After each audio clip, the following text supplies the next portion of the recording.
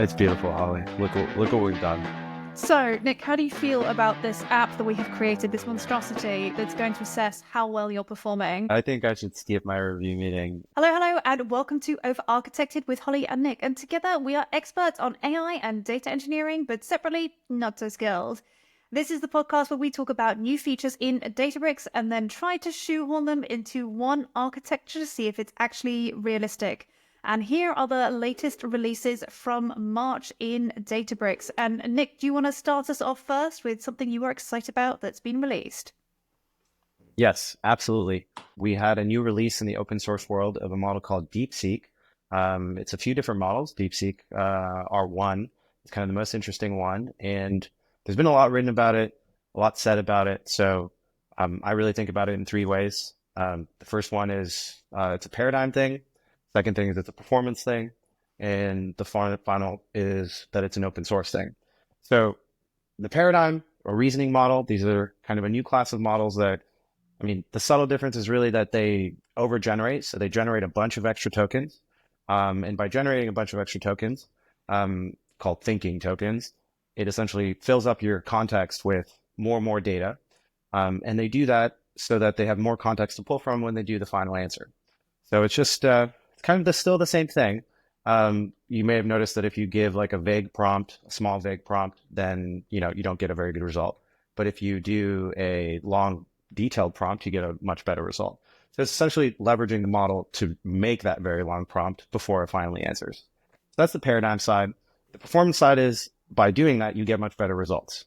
Not in everything, but in a lot of things. So it's causing a lot of excitement. And kind of related to the performance piece is that the results of this model, so the outputs of these new reasoning models can be distilled to older models. So a lot of the things that have been released are these distilled versions of Deepseek into Llama or into Qwen, into all these other open source models. So that's kind of the big key thing. So you can load up much smaller models that still have these reasoning capabilities because they're trained on the outputs of this larger Deepseek model.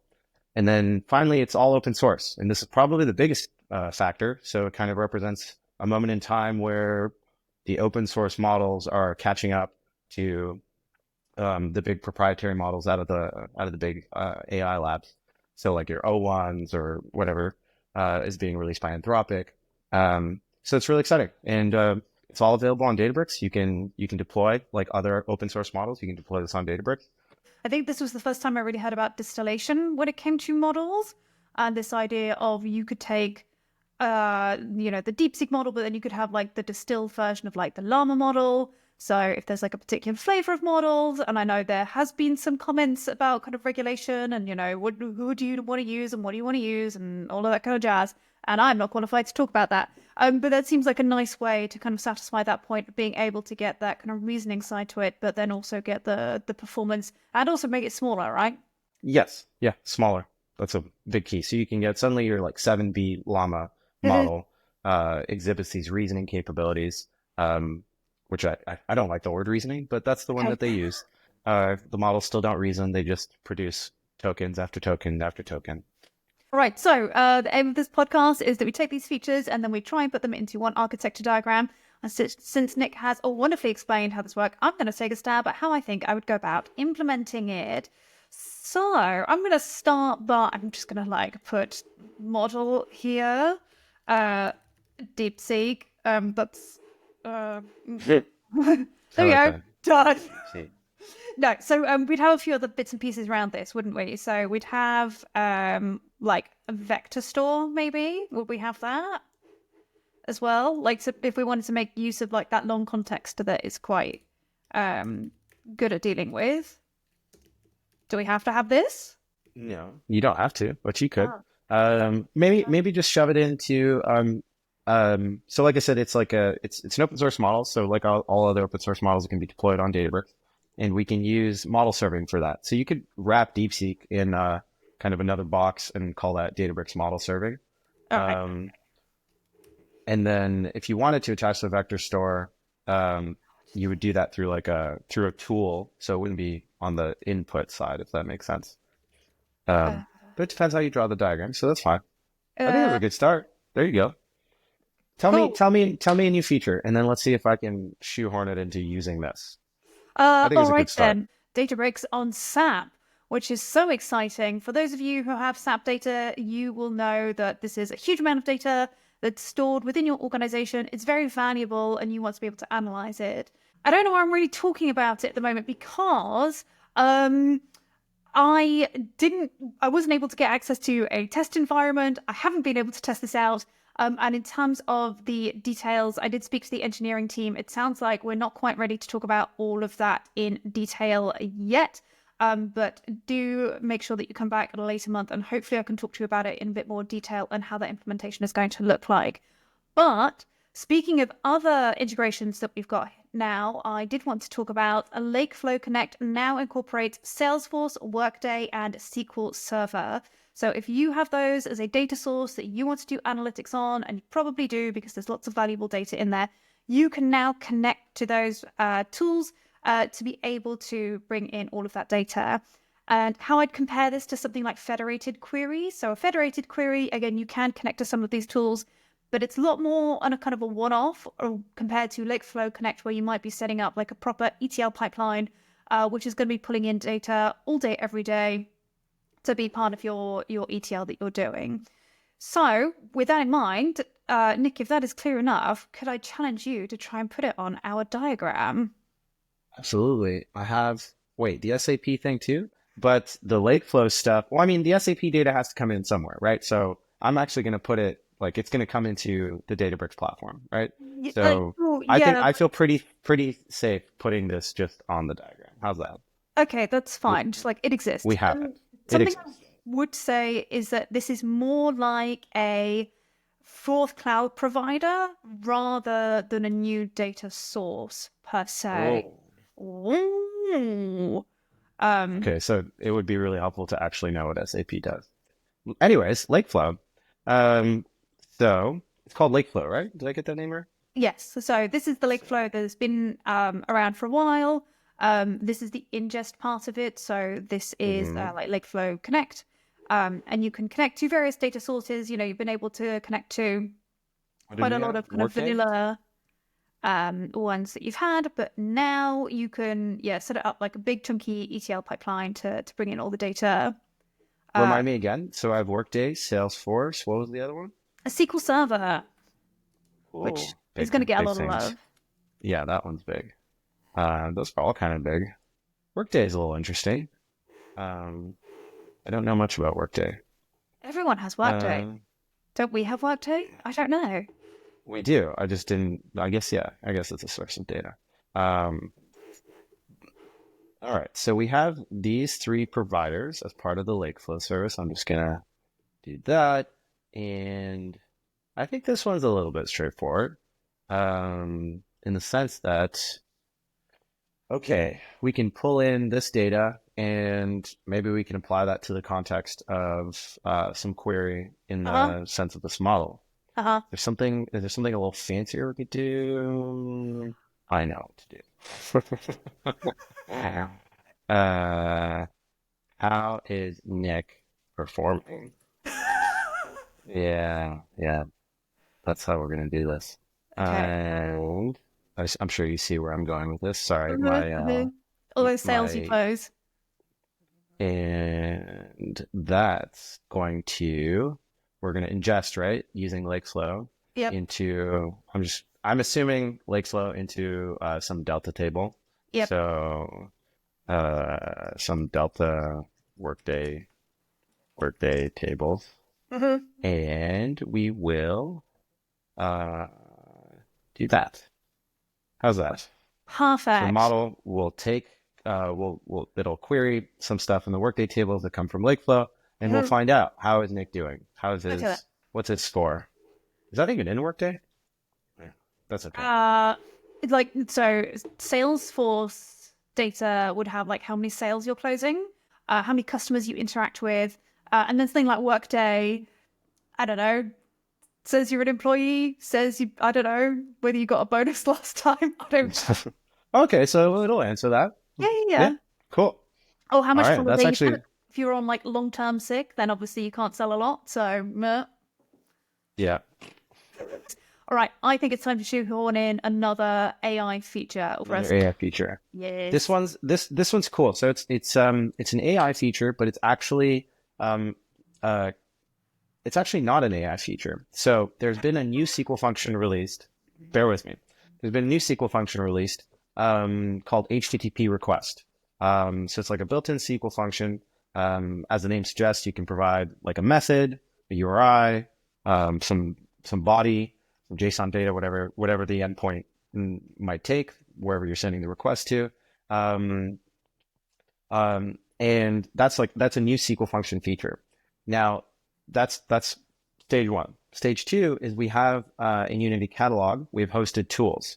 So you can register a SQL function as a tool. So what you can do is in UC, you can register this HTTP request function that, let's say, I don't know, hits some endpoint.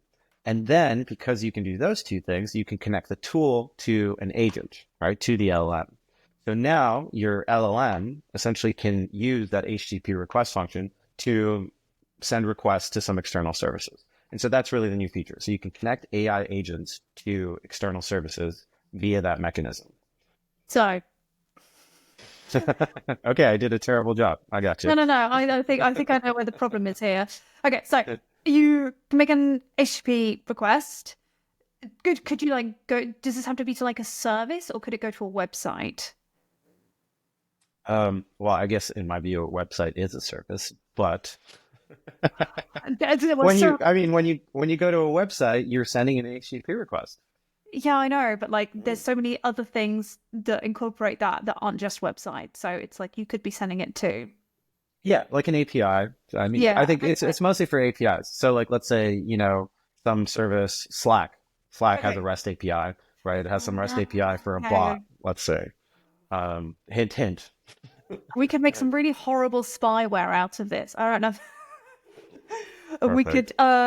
We could make the tool from hell where we take on model serving, and then what we also do with the data, we can just like message people randomly throughout the day in Slack, and see how they respond, and how is Nick performing model.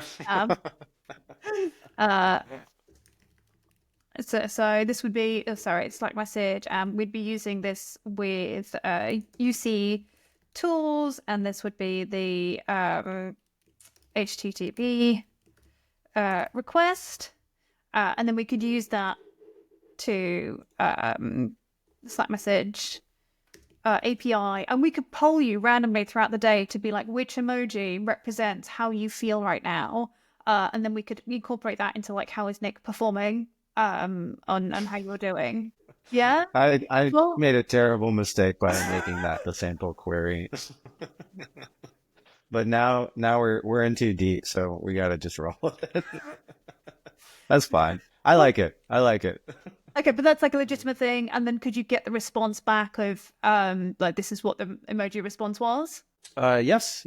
So it can be like a one-way thing, or if the HTTP request returns something that's Okay. relevant, that could be essentially part of the model's chat history, and as a result, kind of in its context, and then further some, like it could be like a GET request for some data, right? It could also be something like that. So Okay. it's arbitrary. Actually, you remember last time we talked about Python functions, right? So this is kind of a more specific function, if anything. So makes things easier. Okay, I like it. Hit me with your feature. What's next? So this is a nice, easy one, and that is cluster by auto. If you know your tables are quite large and that you should be doing some performance tuning on them, you probably should be doing some clustering on them, but hey, maybe they're new. Maybe you haven't quite figured out how they're going to be queried yet. Let's say you've got a brand new integration with Lakeflow and you're not really sure quite how to optimize your workday data. You can use cluster by auto to be able to allow Delta to pick what it thinks is going to be the best column to cluster your data by. Okay, perfect. Cluster by auto. This one you made real easy for me. I appreciate that. Thank you.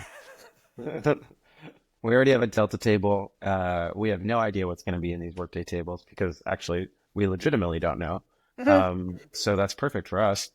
Clustered by auto, all those tables. Yeah. So maybe if we put the other end where the lake flow stuff is, and then like we could make the tables with that as the definition on creation. You can apply it afterwards, but like no, put it down. So it's a yeah, perfect, beautiful. Oh, I see what you're saying. Okay, Yeah, got so it. you It can has do to it be. on So it's in the creation. definition of the table. Yes, it is. It doesn't have to be defined up front, but like that is one way that you could do it, and that Sure, would be sure. Hmm. easier way. I think this is like a nice halfway house because sometimes you can spend forever trying to find exactly what is the right column to use. Knowing that you've got to use something with cluster by auto, you can just set it and forget it. And if it's, probably going to do the job that you need, that's great. If you're finding it's not quite what you're after, then you can go and manually define this. And again, this is going to do it based off of the data that you have. So it's smart, it's aware of the kind of data that's there, and also the queries that are used against the table too. Nice. Awesome, good feature. Yes, good for the lazy people like me. All right. Do we have another AI feature? We do have another AI feature. This one's a little more subtle, a little bit more on the operations and observability side. So not really a feature, but nonetheless pretty useful. For model serving, the billing metrics used to be at a granularity of being updated per hour. So that's pretty crappy, especially if you did something really intense in that hour and you didn't find out until an hour later. So the new feature is that the interval for the actual updating of the billing information is down to 5 minutes now. So for observability, cost tracking, very, very useful. Not exactly, I mean, you don't have to do anything. It's not a really like a new feature you have to enable or a use case, but obviously extremely useful for cost management. Speedy cost metrics are going to come Key out of cost metrics. they're going to come out of our model survey now. Is that fair to say? Yeah, absolutely. And then I guess in terms of just thinking with my kind of like admin hat on, that's really nice. And then you can set up some alerting if you wanted, so that if you had someone spend something completely outrageous, you could get an alert like from Slack or Teams or wherever to then be like, hey, this model is really expensive. Please stop. Oh Do you yeah. have more for me? Oh yeah, I Okay, do. what's next? So I know that you have a bit of a penchant for streaming, and I have two very exciting streaming updates for you. Yeah. So, the first exciting one that I have is transforms with state. So, if you have ever done anything with stateful streaming, so map groups with state or flat maps group with state, you all know how incredibly difficult and tricky they are to use. They can require quite a lot of time to set up, to think through how to design, and they can be quite inflexible. Transforms with state is the new version of map groups with state, and it allows you to do a bunch of things. So things like it allows you to specify a time to live within the state, so how long you should hold on to this information. You can have easier and faster eviction from your state as well. You can have composite types, so you can have not just a map now, but also values and lists. You can do things like operator chaining, so that's a limitation that's been removed. And you can also do schema evolution as well. So we can now do fairly complex in-flight structure streaming with states, which is nice. Nice. I mean that's an awesome one. I cheated a little bit, so I definitely am familiar with that one. But now the question is how to put it into here. I think actually it's pretty convenient because Lakeflow ingest basically implies, I mean, it may not be streaming semantics, but it basically implies new data coming in. So it's kind of has like a kind of new data being appended all the time vibe Mhm. to it. Um, so maybe we could read, let's say we have this workday table. Maybe we also have like another table that's like the Salesforce data or something. So let's say this is the Delta Salesforce. You're going to kill me, of course, that this is below, but that's okay. Delta Sales Delta Salesforce table, and I'm going to draw it first, and then if you're unhappy with my placement, you can tell me. You make me sound like an Uh, absolute tyrant. Actually, yeah, I can just play this here. Here we go, baby. Um, and then so we have these two tables. They're both changing, and then let's do like a join between these two tables. So let's just assume these are always being appended to, and we Yes. want to see. like let's say you have like your sales team and then like the sales they make or something like that, right? And you want to create like a leaderboard or something. I don't know. I'm not in sales, so I imagine that's like a thing you do. And we do our custom, what does it transform with It's state like, streaming job? And we sync that to, our like leaderboard. Let's just call it leaderboard. Leaderboard. To leader. What? Leaderboard. All right, how's that? I think that makes oh, sense. hang on, I've completely, there we go, I've lost you. There we go. Okay then. Yeah, that's cool. So yeah, so no, that's I fine. just want to make this. I'm gonna make it even crazier, just so it's all over. Oh, we're There trying to you help you go. understand these features. Fine. And it makes you um, think. Even if you have to think to figure it out, it stays more in your brain. I like it. Let's keep going. okay, sure. Okay. I also have a new streaming feature for you, Nick, that you didn't ask for, but I think is going to help you with this particular section. And Okay. that is, we have a new state store reader, which is now in GA, and it does not just the state, but also the metadata. So previously, you would have to bring or design, make your own state store reader to be able to do that. But there's like quite a lot that can go wrong. Whereas now you can just do select start from read underscore state store and then like point it to your checkpoint location. So you can see what is going on within your state. And one of the things that I really like about it is some of the options. So one of the options is that you can specify whether you want the data from the left join or the right of the join. So where you're bringing your two tables together, we also have our new state reader, which we could also use as well. Is that Um, does that make sense, my explanation? it does. It does make sense. It does make sense. It's an amazing feature. I ran into this in previous years as one of my big pain points with Spark Streaming. Honestly, you like you said, you would have to implement your own state externally Mhm. if you wanted to like query it externally as well. And there's a lot of use cases where you might be aggregating state and you're evicting it on some interval and you want access to it before the eviction. You want to actually debug and see what's going on. Any number of use cases, and you were kind of stuck. There was basically no way to do it. So I think it's an amazing feature. So let's pretend our leaderboard is for 24 hours of sales. Mhm. So we're gonna like it's like daily. It's like a daily sales thing, and so every 24 hours we aggregate 24 hours worth of sales data, and then finally evict it once it's aggregated as that final value, which is obviously a very contrived use case, but nonetheless, that gives us some state here. And then, we have a use case where we're like, oh, it's halfway through the day and we want to know, how much has Nick sold?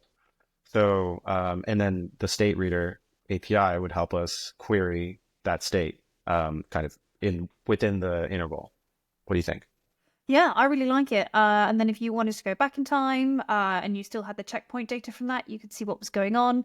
I personally love the idea of using it to debug. I get the impression that when we talk, I make some really janky code, and for you, it just works first time every time. But that's not my experience.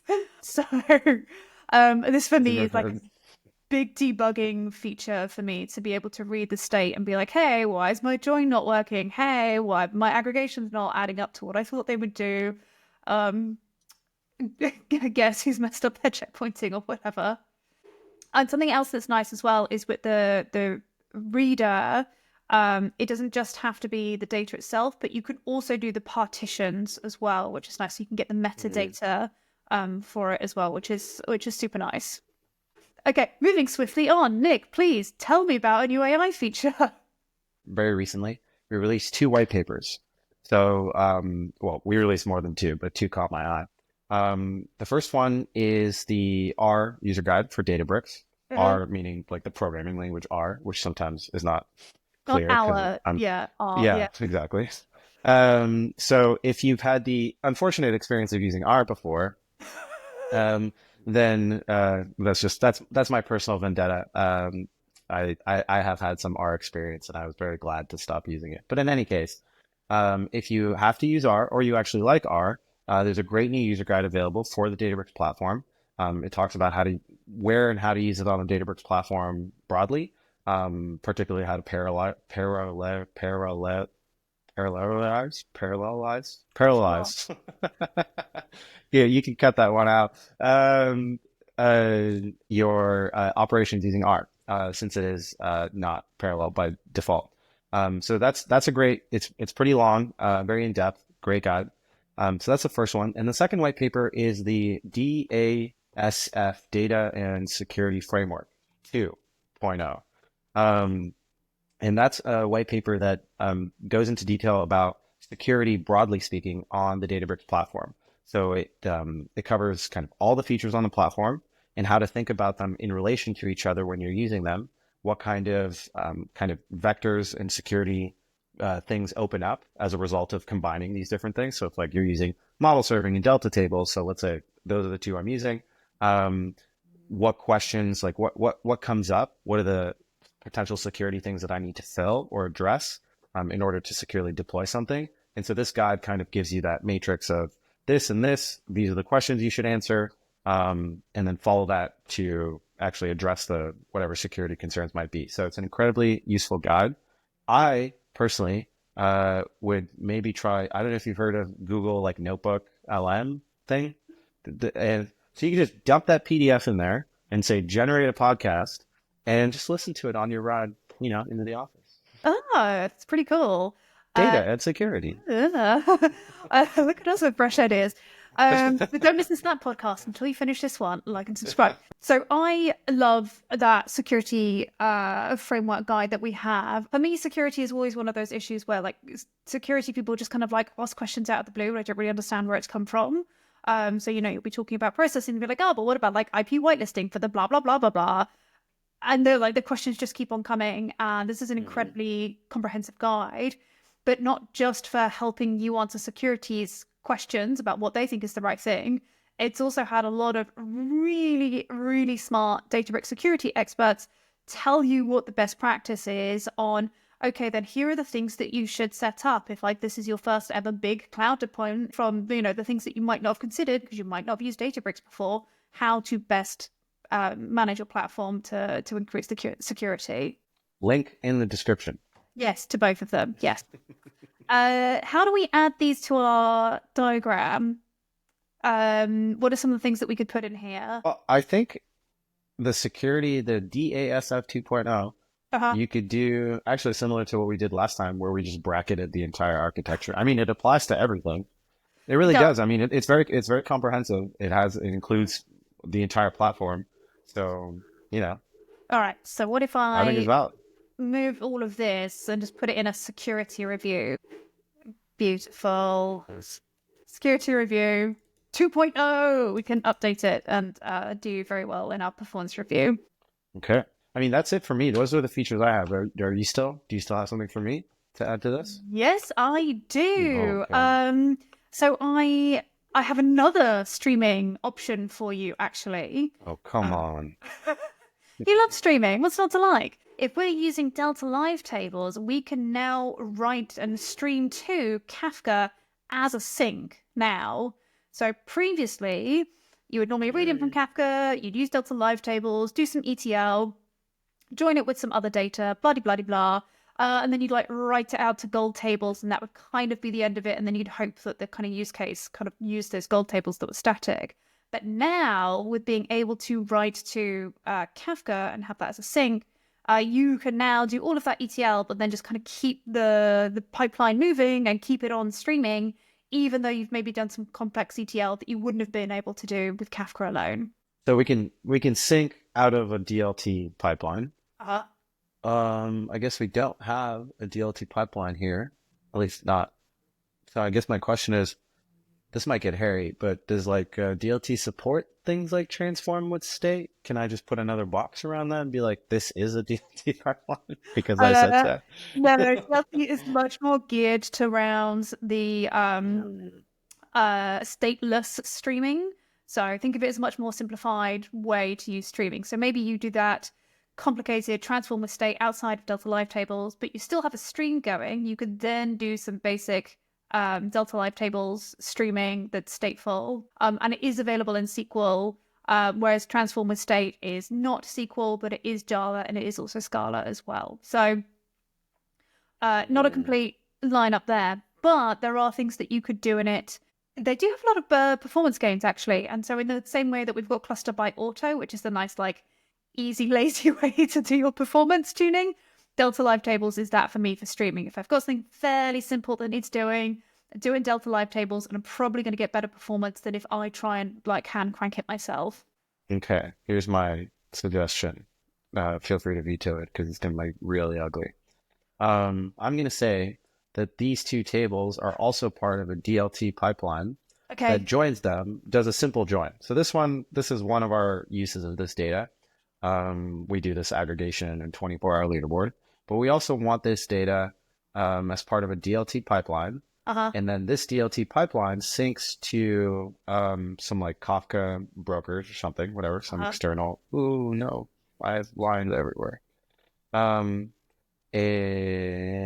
this like to some message queue. So this is like our external thing. And then this can be consumed by other teams in our organization. How's that? They're the silly teams that don't have Databricks, right?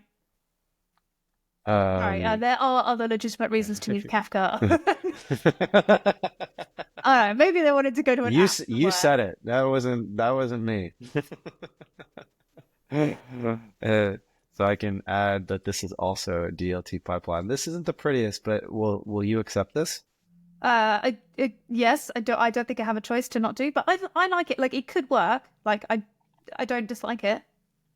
It's cool. I think it's cool. It shows that we can use these source tables for multiple jobs, right? So we can have a DLT thing that's around them, but we can also read from them and do this custom transform for a little bit more fancy aggregate stuff. All right then. And then I have one final data engineering one for you. I say data engineering, it's not really. And that is that you can now export everything to Excel.